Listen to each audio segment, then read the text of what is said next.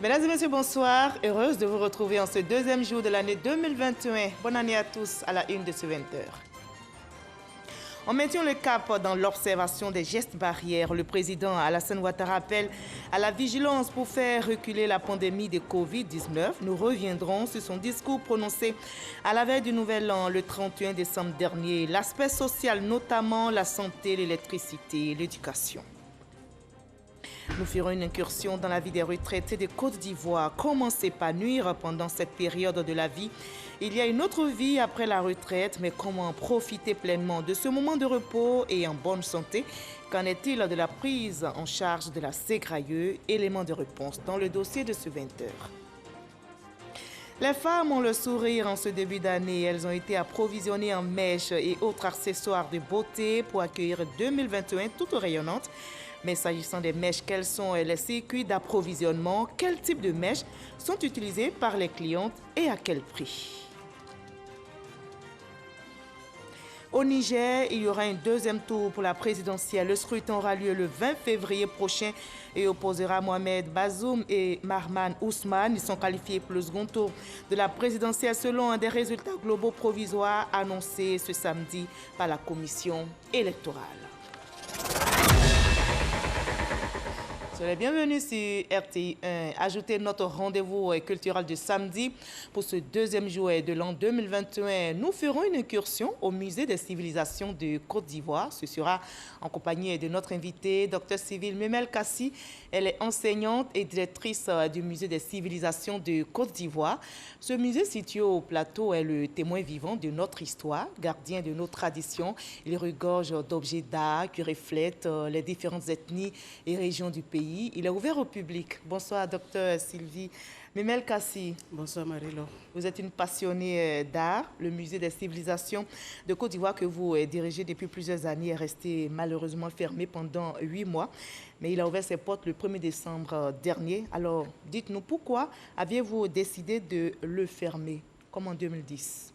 La cause principale est bien la crise sanitaire à coronavirus que nous connaissons tous. Donc, qui a contraint le musée à fermer ses portes au public. Et puis, il y a eu aussi, peu après, la situation de crise, de tension politique que nous connaissons. N'oublions pas qu'en 2011, dans les mêmes circonstances de crise, le musée a connu un pillage systématique de ses collections. Donc, c'est une mesure préventive. Et aujourd'hui, je crois que le paysage nous favorise donc l'ouverture. Voilà l'ouverture, et donc nous sommes là ce soir pour dire aux Ivoiriens de venir visiter ce musée. Oui. Et justement, pourquoi visiter ce musée? Qu'est-ce qu'on y trouve au juste et quelle est votre politique de conservation et de restitution de ces objets d'art, témoins, je rappelle, témoins vivants de notre histoire? On va se retrouver dans une trentaine de minutes pour en parler. À tout à l'heure, docteur Sylvie Memel Kassi, restez pour le moment avec nous. On va maintenir le cap dans l'observation des gestes barrières. Le président Alassane Ouattara appelle à la vigilance pour faire reculer la pandémie de Covid-19. Nous reviendrons donc sur son discours prononcé à la veille du Nouvel An. C'était le 31 décembre dernier. L'aspect social, notamment la santé, l'électricité, l'éducation. On fait le décryptage avec Franck Wadio. Le chef de l'État, le président Alassane Ouattara, s'est adressé aux Ivoiriens au soir du 31 décembre 2020. L'impact de la Covid, mais aussi et surtout la résilience portée par le gouvernement, un chapitre important de son discours. Cette pandémie a bouleversé nos vies. Beaucoup de nos concitoyens ont vu leur activité s'arrêter. D'autres se sont retrouvés en congé forcé, en chômage partiel. L'appareil productif de notre pays a connu un ralentissement avec une révision du taux de croissance du produit intérieur brut à environ 2% cette année 2020, contre environ 7,2% initialement prévu. Dès l'apparition du premier cas dans notre pays le 11 mars 2020, le gouvernement en a fait une priorité. Le gouvernement a d'abord mis en place un plan de riposte sanitaire d'urgence d'une valeur de 95 milliards 880 millions de francs CFA. Le dispositif sanitaire de ce plan comprend notamment le renforcement des moyens de prévention avec l'acquisition de 240 millions d'unités de masques dont 180 millions distribués gratuitement au personnel soignant et aux populations à fin décembre. Une action vigoureuse illustrée par la baisse du taux de contamination de la Covid à moins de 5% il y a quelques mois. Mais hélas, la résurgence de la pandémie tendrait à ruiner les efforts. Des mesures pour juguler l'ampleur de la crise, mais surtout appeler les populations à la responsabilité, sans oublier la continuité dans les initiatives pour résoudre durablement la lutte contre le coronavirus. En effet, l'on note à travers le monde, notamment dans la sous-région, une recrudescence de la pandémie due à une deuxième vague de contamination depuis le début du mois de novembre 2020. C'est pourquoi, dans la poursuite de nos efforts pour lutter contre cette pandémie, le Conseil des ministres a décidé de la vaccination à titre gracieux du personnel en première ligne dans la lutte contre cette maladie, à savoir le personnel de la santé, les forces de défense et de sécurité et les enseignants. Une deuxième vague de vaccination concernera les personnes âgées de plus de 50 ans, les personnes avec des pathologies chroniques et les voyageurs internationaux. Ce sont environ 5 millions de personnes, soit 20% de la population ivoirienne, qui sont ciblées par cette vaccination prévue pour débuter en avril 2021. Améliorer le système sanitaire, sans oublier les conditions sociales, notamment l'électricité et l'éducation, cela a été aussi relevé par le président de la République. Une plus large proportion de la population bénéficie aujourd'hui de la couverture maladie universelle. En ce qui concerne l'électricité, la baisse du tarif social est une mesure concrète de lutte contre la cherté de la vie afin d'améliorer le pouvoir d'achat des Ivoiriens. C'est dans ce sens que j'ai pris la décision de la suppression des frais de cotisation des comités de gestion des établissements scolaires, c'est-à-dire les COGES.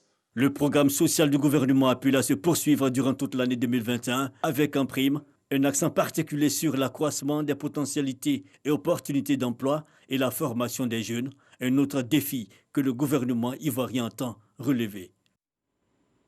Et dans le respect des gestes barrières, les fêtes de fin d'année ont été le lieu de manifestations de tout genre dans divers espaces.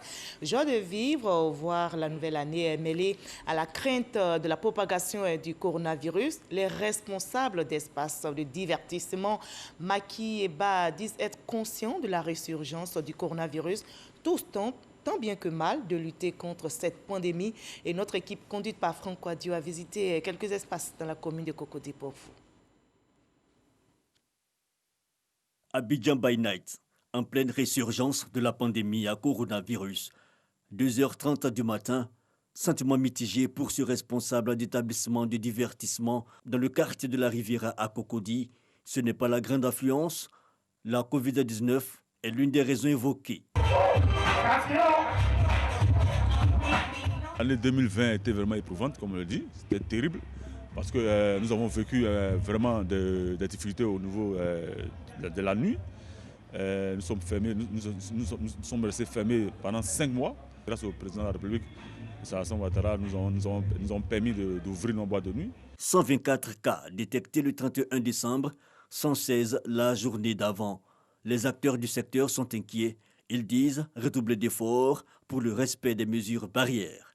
Tout ce qui est mesures barrières, température et tout, lavage de mains, bon, tout est respecté. Mais si tu dois diviser ton chiffre d'affaires en deux, les charges restent.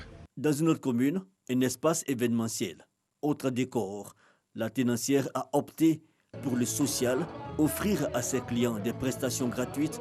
L'essentiel est de maintenir la flamme, un plaisir pour ces derniers. On organise des mariages, des dîners galas. Donc aujourd'hui, on a décidé d'organiser la Saint-Sylvestre pour dire merci à nos différents clients. tel que nous abordons la nouvelle année, c'est ainsi que la nouvelle année se présente à nous. Alors pour moi, il était bon d'entrer dans la nouvelle année en joie, dans la nouvelle année avec beaucoup de vigueur, de dynamisme. Et voilà pourquoi je me retrouve dans cet espace. La nouvelle année vécue dans la perspective du coronavirus. Difficile cependant pour certains de résister à l'envie de profiter pleinement et sans contrainte de la fête. Et cela sans précautions sanitaires et barrières. Et c'est justement le réflexe à éviter pour que cette année 2021 soit une année sans coronavirus. Et c'est possible, 2021 sans coronavirus. On en arrive à notre dossier de ce 20h. Je vous invite à faire une incursion dans la vie des retraités de notre pays. Comment s'épanouir pendant cette période de la vie? Il y a une autre vie après la retraite, dit-on. Mais comment profiter pleinement de ce moment de repos et en très bonne santé? Qu'en est-il de la prise en charge du service social de la SEGRAYE en faveur des retraités à mobilité réduite? Élément de réponse avec Gabriel Zani. Sa vie de retraité se passe entre ses petits-enfants et les voyages de plaisance. Madeleine Taureau, à la retraite depuis 2008, ne connaît pas l'ennui des journées sans travail. Quand tu es à la retraite, vraiment, c'est une bonne vie où on est tranquille. Je mets mon petit argent de côté. Allez, je paye. Quand on dit les billets sont moins chers, là, je me glisse dedans et je prends mon billet, je m'en vais. Une fonctionnaire retraitée infatigable. Cette mère de 6 enfants a bien un programme fixé qui lui permet de rompre avec la routine. Tu fais ton programme le matin, je dois aller payer mes factures, je dois aller faire ça, le lendemain encore, c'est un autre programme chez moi. Chaque jour, ça change. L'épanouissement après 30 ans de service, c'est le vœu de milliers de retraités de la fonction publique, ce désir d'épanouissement. Même dans la maladie, le service social de la Caisse générale de retraite des agents de l'État, SEGRAYE, veut l'offrir à ses assurés à mobilité réduite. Nogbou Assoun était chauffeur au CHU de Trècheville lorsqu'il a été victime d'un accident vasculaire cérébral. Il était en fonction, puis il a eu un AVC, 2016. Je me débrouille, je mets les enfants à l'école. Depuis ce temps, quand il a eu sa retraite dans sa maladie, à ce gars, je suis bien accueilli. On ne m'a pas négligé, on ne m'a pas balancé à gauche et à droite. Donc ils m'ont suivi jusqu'à aujourd'hui. Tous ces papiers sont sortis tranquillement. Pour la fête de fin d'année, Nogbou Assoun vient de recevoir à domicile ses derniers bulletins de pension. Quand je lui disais que la SEGRAYE m'a appelé, qu'il venait ici, là, il dit c'est faux. Lui, il est en train de faire ses rééducations. Quand vous êtes venus, il est content. Il est ému. Comme c'est pas parlé, c'est pas bien parlé là. Sinon, lui-même, il allait parler. Il est content, il ne croyait pas même. 216 retraités à mobilité réduite bénéficient de services à domicile. Ceux qui peuvent encore se déplacer viennent au service social de la SEGRAYE récupérer leur chèque de fin d'année. Nous avons à charge dans nos fichiers 216 personnes. Il y en a qui viennent vers nous spontanément, qui ont un problème soit d'administration ou de santé. Alors, ils viennent directement au service social et puis on les accompagne. On a coutume de dire la retraite avec vous, pour vous, et la vie aussi. On les met au dos. Parce que c'est ça. Baisse de revenus, fragilité du fait de l'âge. Les fonctionnaires retraités sont partagés entre joie de vivre et santé délicate. Dans cette fédération des associations de fonctionnaires et agents de l'État à la retraite, le terme retraité est banni, vu comme péjoratif, car la retraite n'est pas un mouroir. D'abord, la première pension, c'était difficile, mais quand on l'avait, à la fin du mois, on payait d'abord tous les fonctionnaires avant de penser à ceux qui étaient à la retraite. D'autres n'ont jamais eu cette pension avant d'être rappelés par le Seigneur. C'est un mauvais souvenir aujourd'hui. Le gouvernement, avec la SEGRAYE et les séminaires de réforme, nous avons réussi à faire en sorte que les nouveaux fonctionnaires perçoivent leur pension vraiment à temps. Voyage d'agrément, défiscalisation des pensions. Ancien député de la nation, Mathurin Kofi Kwasi est devenu aujourd'hui député de milliers de fonctionnaires retraités. Une cause portée aussi par ce préfet à la retraite, reconverti en enseignant à l'école normale supérieure. C'est vrai que je suis pensionné, Mais je dis qu'avec mes activités, je peux m'en sortir. Mais je me dis, il faut faire du social, il faut apporter un plus aux uns aux autres. Narcisse Tanoué Ebroni, Geneviève Youl, mariée depuis 1981, enseignant et sage-femme à la retraite. Ils sont devenus tous deux agriculteurs. Nous, c'est café cacao. Initialement, c'est ce qu'on faisait. C'est ce que papa m'a fait de son vivant. Et puis, à la faveur de l'EVA, on a enlevé les vieux caféiers et puis on les a remplacés par l'EVA. Nous avons les petits-enfants, c'est ceux-là même que nous gérons actuellement. On a même fait le baptême d'un petit-fils aussi et d'une petite-fille. C'était la belle vie et c'est la belle vie même jusqu'à aujourd'hui. Un couple de fonctionnaires retraités qui s'épanouit entre les plantations et leurs petits-enfants, qu'ils ont retrouvés sans nul doute à la Saint-Sylvestre. Voilà, s'épanouir pendant la vie de retraite, c'est possible. C'était un dossier réalisé pour vous par Gabriel Zani. La ville de Séguéla n'est pas restée en marge de la célébration du Nouvel An. Plusieurs festivités ont marqué le passage à la nouvelle année. Au nombre de ces activités, un concert et un dîner et bien d'autres des activités qui ont vu la participation du président de l'Assemblée nationale, Amadou Soumaoro. Il a saisi l'occasion pour exprimer ses vœux de Nouvel An. Mamadou Kwasi pour le reportage. Des feux d'artifice illuminent le ciel de Séguéla pour annoncer le passage à la nouvelle année. Une nouvelle année 2021 que ces populations de la région de Ourodougou souhaitent dans la paix, dans le progrès et surtout dans le bonheur partagé. Pour ce réveillon, les cadres de la région de Ourodougou se sont retrouvés autour du président de l'Assemblée nationale, Amadou Soumaoro, fils de Séguéla. Un dîner pour parler des perspectives de développement du Ourodougou, mais aussi pour saluer les efforts du président de la République, Alassane Ouattara. Amadou Soumaoro a saisi l'occasion pour formuler ses vœux pour la nouvelle année 2021. Je souhaite la paix à la Côte d'Ivoire. Chaque Ivoirien et chaque Ivoirien, je leur formule mes vœux de prospérité et de beaucoup de bonheur. Aux populations du Ourodougou, l'entente entre les cadres, sans entente, sans union, notre région ne peut pas prospérer. Avant ce dîner, offert par les cadres aux populations de la région de Ourodougou, c'est le stade Lossénou Soumaoro de Séguéla qui a été pris d'assaut la veille pour un concert.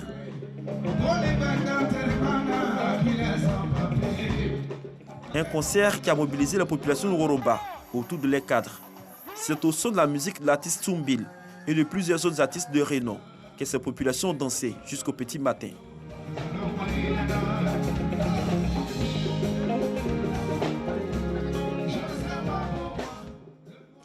Dans cette ambiance de gaieté, je vous conduis à Daloa, capitale régionale du Haut-Sassandra. C'est avec un feu d'artifice et un concert que les populations marquent le passage de 2020 à 2021. Des festivités organisées par le ministre Mamadou Touré. Il prône la paix et la cohésion cette nouvelle année. Kader Sogodo. Le ciel de Daloa, mille feux, mille flammes, des frises aussi belles les unes que les autres pour dire bonne arrivée 2021.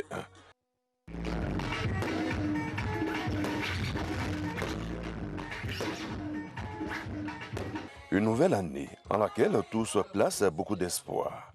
La cheville ouvrière de cette fête n'est autre que le ministre Mamadou Touré qui s'inscrit déjà dans une année paisible et prospère. Ses vœux en disent long. Tout en célébrant la fin d'année, en rentrant en 2021, nous avons souhaité la paix pour Daloa. Il y a des élections qui arrivent dans 3 mois. Nous souhaitons que cela se passe dans la paix et la tranquillité. Et continuer à dire aux populations de toujours faire attention parce que le coronavirus est encore une réalité. Et bonne heureuse année 2021 à tout le monde. Un concert géant également à Daloa pour saluer 2021. Sur scène, le groupe Révolution ou encore Luxon Pado étaient en parfaite communion avec la population.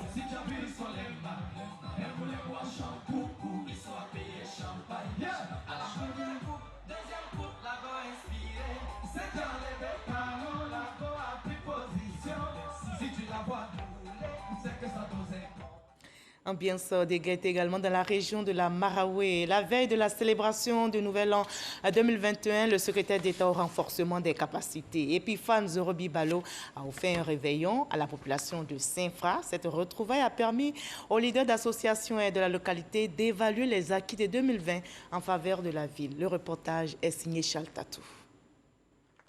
Saint-Fra, dans la région de la Maraoué. Le réveillon de la Saint-Sylvestre, initié par le secrétaire d'État au renforcement des capacités, Epiphane Zorobi Balo, raffermit les liens fraternels et amicaux des communautés vivant dans la localité. Ambiance de retrouvailles donc, mais occasion également pour les leaders d'associations et cadres de Saint-Fra d'évaluer les acquis de l'année 2020. Ils comptent les consolider et les améliorer au cours de la nouvelle année 2021. Je voudrais dans un premier temps remercier M. le ministre Epiphane Balo qui a invité toute la population à réveillonner avec lui et son épouse. C'est une grande joie pour nous d'avoir traversé cette année 2020 qui était, je l'avoue, pleine d'épreuves, pleine de difficultés. Mais nous nous réjouissons d'être là aujourd'hui, en vie, en bonne santé, avec tous ceux que nous aimons. Les acquis, grâce au ministre, nous avons eu la visite d'État, le président Alassane Ouattara. Et grâce à cette visite, on constate qu'on a des bitumes et il y a un développement. Les cadres, eux, s'engagent à soutenir le secrétaire d'État au renforcement des capacités dans ses actions en faveur du développement de leur localité. À Saint-Fra, les jeunes ont aussi assisté au passage de 2020 à 2021 dans la joie. Et on continue la fête dans ce 20h. Les populations de Korogo ont célébré le passage de 2020 à 2021 dans la joie et avec beaucoup de ferveur. Vous allez le voir, elles se sont mobilisées autour d'un gigantesque feu d'artifice précédé d'un concert de musique. Siekwasi et Jeanne Toubé pour le reportage. De tous les quartiers de Korogo, hommes, femmes et enfants sont sortis en masse pour jubiler de la naissance de 2021. Point de convergence, le stade municipal.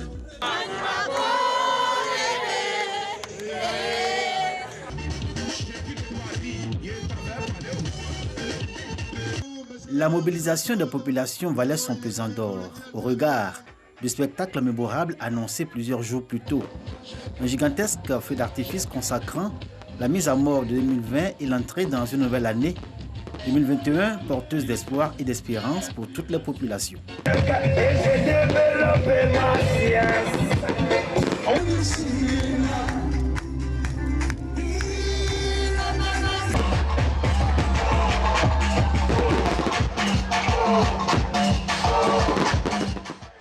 Entre joie de vivre un moment à la fois magique et féerique et bonheur d'être témoin du passage d'une année à une autre, la population avait une pensée pour Feu Amadougon Coulibaly, initiateur du feu d'artifice à Korogo.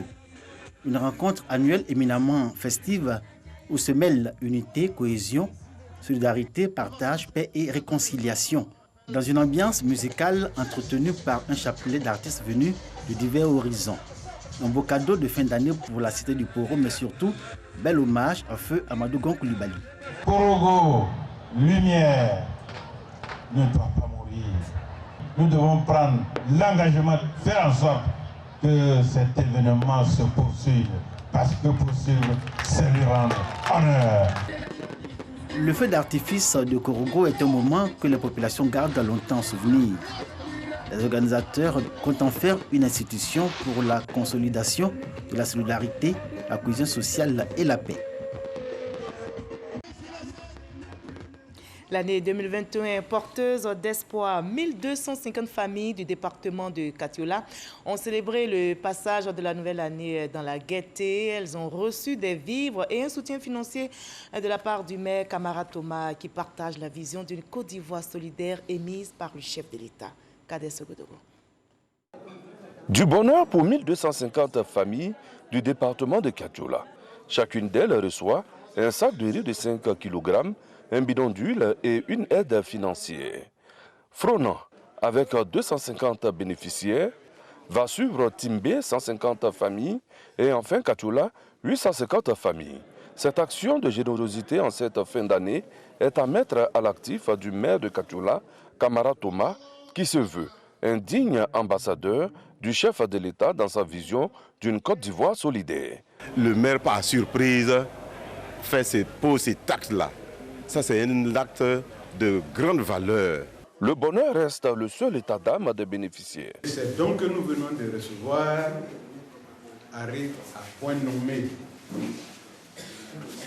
Parce que, autant que nous sommes, c'était un souci, chacun dans sa maison, dans sa famille, pour savoir comment pouvoir mettre quelque chose dans sa marmite pour ces fêtes-là. Que pouvons-nous dire d'autre que merci à cette âme généreuse qui ne cesse de se soucier de ses parents. Le maire Camara Thomas n'entend pas s'arrêter là. Dès le premier trimestre de l'année 2021, une campagne gratuite d'opération de la HNI et de la cataracte sera initiée pour une Côte d'Ivoire un peu plus solidaire. Les femmes ont aussi le sourire en ce début d'année. Elles ont été approvisionnées en mèches et autres accessoires de beauté pour accueillir la nouvelle année 2021 toute rayonnante. S'agissant justement des mèches, quels sont les circuits d'approvisionnement? Quels types de mèches sont utilisés par les clientes et à quel prix? Élément de réponse avec Sephora Zegui. Commune d'Adjamé, la veille du Nouvel An. Dans cette boutique de mèches, des coiffeuses se bousculent pour passer leurs commandes. Awa exerce dans la commune d'Abobo. La coiffeuse s'approvisionne dans ce magasin pour éviter la surenchère au niveau des revendeurs de sa commune. Je suis venue acheter les mèches pour aller revendre à Abobo là-bas dans mon magasin. Actuellement, c'est période de fête, c'est les tissages qui sortent beaucoup. Donc, payer en détail, ça ne nous arrange pas. Donc, on vient payer ça en gros pour pouvoir s'en sortir. Pour ne pas être en rupture de stock, le gérant de cette boutique traite avec 2 usines locales. Généralement, il y a les mèches pour ici, 2 sociétés. Il y a les mèches importées aussi. Là, ça dépend, Ghana, Nigeria, Lomé. Mahamadou joue la carte de la prudence. Il collabore aussi avec des usines basées à l'étranger. Autre maillon de distribution avant d'atteindre la consommatrice finale, le salon de coiffure. Un maillon facultatif mais qui tire des bénéfices de la vente des mèches. Rachel s'est lancée dans cette activité il y a 15 ans. Pour satisfaire sa clientèle un peu exigeante, la jeune maman de 3 enfants était obligée d'effectuer des voyages en Chine, au Brésil ou en Inde. Avec la COVID-19, Rachel n'a pu effectuer le déplacement cette année. En ce moment, à cause du Covid, c'est pas frais en fait. C'est devenu très compliqué, très difficile. On est obligé de faire... on passe la commande et ça vient et puis on récupère à l'aéroport ici. Commander à l'étranger puis se faire livrer en Côte d'Ivoire n'est pas sans risque. D'après eux, le personnel là-bas pour la main-d'œuvre va diminuer. Donc du coup, si nous avons besoin je parle par exemple des laisses frontales, quand vous passez la commande avant, c'était 2 semaines. En ce moment, pour moi, ça peut prendre 1 mois. Donc là, j'ai eu plein de difficultés avant de pouvoir me ravitailler en tout cas. Je n'ai pas pu avoir tout, mais j'ai eu un peu pour mes clients, donc ça va. Plusieurs salons et instituts de beauté se sont lancés aujourd'hui dans l'importation des mèches de cheveux, un type d'extension capillaire de plus en plus prisé par les Ivoiriennes. Voilà, circuit d'approvisionnement en mèches, c'était un sujet réalisé pour vous par Sephora Zegui. Après la présidentielle, place aux législatives. Justement, la Commission électorale indépendante prépare ce scrutin législatif. La CEI annonce le début de dépôt des candidatures dans un communiqué qui est lu pour vous par notre reporter à Poussanogo. Le président de la Commission électorale indépendante CEI porte à la connaissance de la communauté nationale que les candidatures à l'élection des députés à l'Assemblée nationale du 6 mars 2021 seront reçues dans la période allant du 4 janvier 2021 au 20 janvier 2021 inclus, selon les dispositions prévues aux articles 70, 71, 72, 73, 74, 75, 76, 77, 78, 79 et 80 du Code électoral. Les conditions des candidatures sont les suivantes. Être âgé de 25 ans au moins, être ivoirien de naissance ou avoir été naturalisé depuis plus de 10 ans, être inscrit sur la liste électorale, n'avoir jamais renoncé à la nationalité ivoirienne et avoir résidé de façon continue en Côte d'Ivoire pendant les 5 années précédant le 6 mars 2021.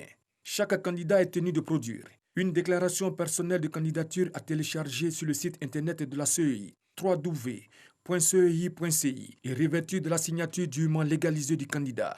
Un extrait de l'acte de naissance ou du jugement supplétif en tenant lieu. Un certificat de nationalité ivoirienne. Une déclaration sur l'honneur de non-rénonciation à la nationalité ivoirienne. Un extrait de casier judiciaire. Un certificat de résidence, une attestation de régularité fiscale, une copie du reçu de cautionnement de 100 000 francs CFA délivré par le Trésor, une déclaration sur l'honneur du candidat suppléant exprimant son acceptation de la candidature à la suppléance sur feuille libre légalisée. Ces pièces ci-dessus énumérées doivent avoir été établies moins de 3 mois avant la date de clôture des candidatures et doivent être accompagnées d'eux. Une lettre d'investiture du parti ou groupement politique parrainant la candidature le cas échéant. Un spécimen du symbole, du sigle et de la couleur choisie. Version numérique sur clé USB exigée. 2 photographies noir et blanc de chaque candidat, dont l'une au format 3,5 cm x 4,5 cm et l'autre au format 13 cm x 18 cm. Une demande de mise en disponibilité pour une durée exceptionnellement égale à celle du mandat pour les personnes exerçant les fonctions ci-dessous. Les membres du Conseil constitutionnel, de la Cour de cassation, du Conseil d'État et de la Cour des comptes, les magistrats, les membres du corps préfectoral, les comptables publics, les présidents et directeurs d'établissements ou d'entreprises à participation financière publique, les fonctionnaires à l'exception des professeurs titulaires de l'enseignement supérieur et des directeurs de recherche exerçant dans les universités, instituts et centres de recherche, les militaires et assimilés. Conformément aux tests en vigueur, les partis ou groupements politiques sont tenus de présenter un minimum de 30% de candidatures féminines en rapport avec le nombre total de circonscriptions comportant au moins un siège.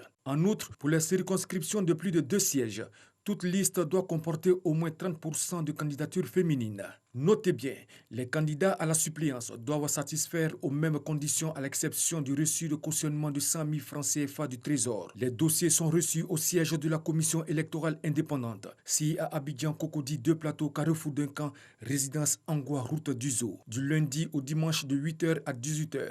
Pour toutes les informations, appelez au numéro suivant 22 52 89 89, 22 40 09 90, poste 138 183, 22 52 86 10. À l'étranger au Niger, il y aura un 2e tour pour la présidentielle. Le scrutin aura lieu le 20 février prochain et opposera Mohamed Bazoum et Mahaman Ousmane. Ils sont donc qualifiés pour le second tour de la présidentielle selon les résultats globaux provisoires annoncés ce samedi par la commission électorale. Le candidat du PNDS, Mohamed Bazoum, est arrivé en tête avec un peu plus de 39% des suffrages et en seconde position figure Mahaman Ousmane avec 16,99%. Il y a donc entre les 2 premiers candidats un écart d'1 million de voix. Le taux de participation s'élève à 69%. Nous sommes samedi, place à l'instant culture de ce 20h.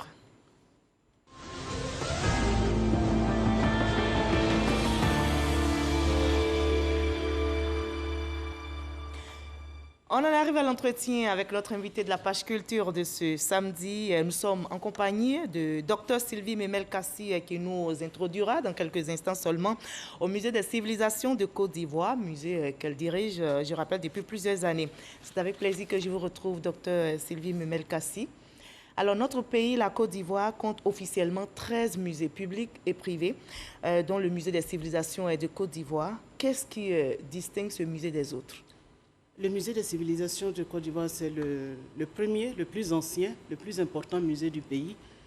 Et les collections aussi du musée donnent une distinction à cette institution parce que les œuvres sont représentatives de toutes les régions de la Côte d'Ivoire, des 4 grandes aires culturelles de la Côte d'Ivoire. Le musée a fait l'objet, les collections du musée ont fait l'objet de publications et ont aussi été dans de grandes expositions au niveau international. En 2014-2015, il y a eu 4 pays européens, à savoir la Suisse, l'Allemagne, les Pays-Bas et la France. L'étape même de la France a vu même le parrainage de la première dame, Mme Dominique Ouattara. Et donc les œuvres du musée sont allées dans cette grande exposition qui était intitulée « Les maîtres de la sculpture de Côte d'Ivoire ». Le monde européen reconnaissait vraiment la particularité de ce musée, mais aussi de la culture ivoirienne. Et donc, c'était un hommage aux artistes de Côte d'Ivoire. D'accord. Et malheureusement, donc, après 2010, le musée des civilisations de Côte d'Ivoire, qui avait fermé, je rappelle, mais a rouvert ses portes. Et il est donc ouvert au public depuis le 1er décembre. Nous allons faire un tour grâce aux caméras de RTI. L'équipe est conduite pour vous par Issa Tchonayeo. On va suivre ensemble et on en reparle tout à l'heure. Un musée est une institution permanente, sans but lucratif, au service de la société et de son développement. Il est ouvert au public et fait des recherches concernant les témoins matériels de l'homme et de son environnement. Il les conserve, les communique et les expose à des fins d'études, d'éducation et de délectation. Le musée est une institution organisée et gérée par des personnes spécialisées. Il conserve des objets venant de la nature ou créés par l'homme ou encore collectés et souvent achetés par le musée lui-même ou par des particuliers qui les lui donnent ensuite. En clair, c'est dans le musée qu'on retrouve la mémoire des choses, voire le patrimoine.